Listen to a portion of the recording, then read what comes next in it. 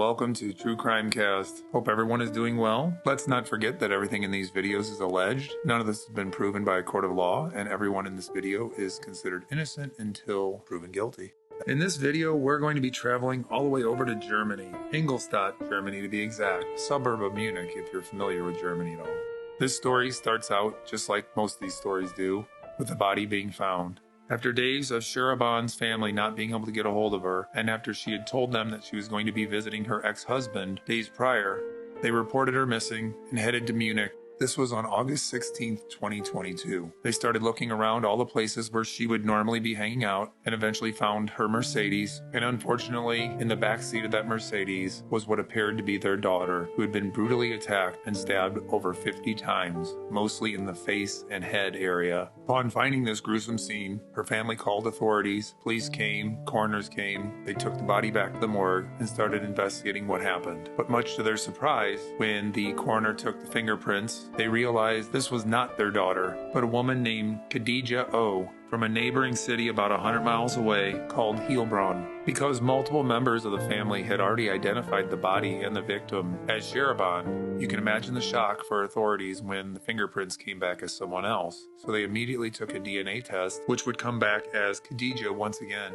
You can imagine that the horror that Shiraban's family was going through was immediately lifted, but then quickly returned when authorities revealed that Shiraban and her boyfriend, Sharik, were the main suspects in the murder of Khadija and would soon be arrested and charged with manslaughter originally, but it would eventually be turned into murder charges. So how exactly did we get here? So first of all, let me explain the German court system a little better for those who aren't familiar. In the German court system, they don't release all the information like they do here in America. It's usually just first names and a last initial, and they usually keep the details under wraps until the court date or the trial begins. So when speaking of the people that are involved in this case, I'll be using mostly just first names. The three main characters in today's video are going to be Shiraban K, a German-Iraqi woman, her boyfriend, Sharik K, from Kosovo, and a second woman named Khadija O, a citizen of Algeria, but living in Germany, all 23 years old. Both Shiraban K and Khadija O were both beauty bloggers.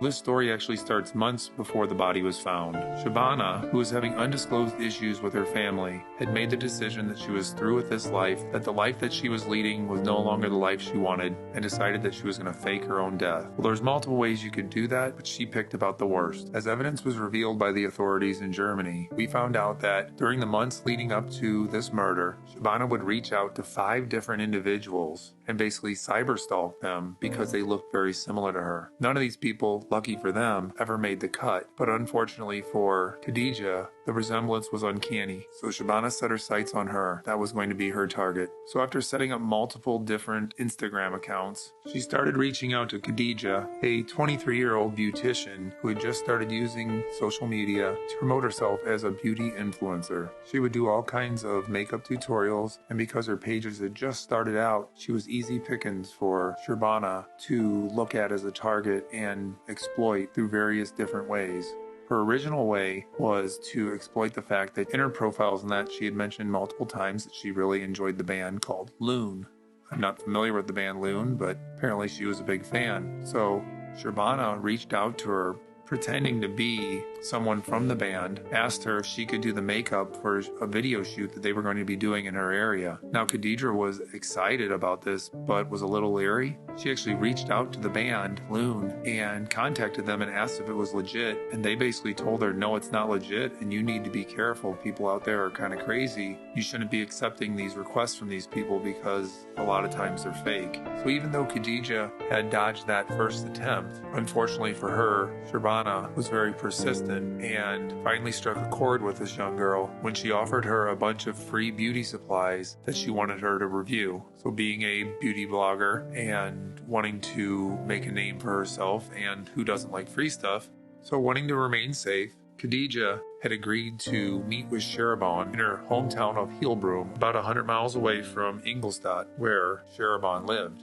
Upon meeting Shiraban and her boyfriend, they must have been pretty convincing because she actually willingly went with them inside their Mercedes and appeared to be willingly driving back to Ingolstadt with them. Now, unfortunately for her, about halfway back, they pulled over into a wooded area where they brutally and viciously attacked her, stabbing her over 50 times in the face and head, disfiguring her and leaving her a completely bloody mess. It was at this time where they stripped all of her clothes and jewelry off of her and replaced everything that she was wearing with all of Sharaban's clothing and jewelry. They then took the body, put it in the backseat of the Mercedes, and continued driving back to Ingolstadt, parked their car in a populated area along the Danube River, where they knew it would be found by anyone that was actually looking for it, which on August 16th is exactly what happened when her family came looking for her. However, as you know, DNA did not match up, and 3 days later on August 19th, Sharaban and her boyfriend Sharik were arrested just a few blocks away from her apartment. They never even made an attempt to leave.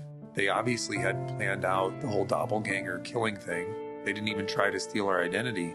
They thought they could just leave a dead body in the backseat of the car, her parents would bury it, and she could just walk off on her own and never be bothered by them again, but would have continued using her ID and passport, which never would have worked. These were not intelligent criminals, and now both of these people are facing life in prison. The trial for this is just starting right now. As of January 27th, 2023, they were charged with full murder charges instead of manslaughter. And if we ever get a conviction or an acquittal, because you never know, everyone is innocent until proven guilty. Whenever we find out what happens with this case, I will definitely give an update. But for now, that's all we have on this case. I hope you enjoyed watching this video, and if you did, please give us a like and subscribe to our page. And until next time, stay safe out there, and we'll see you in the next video.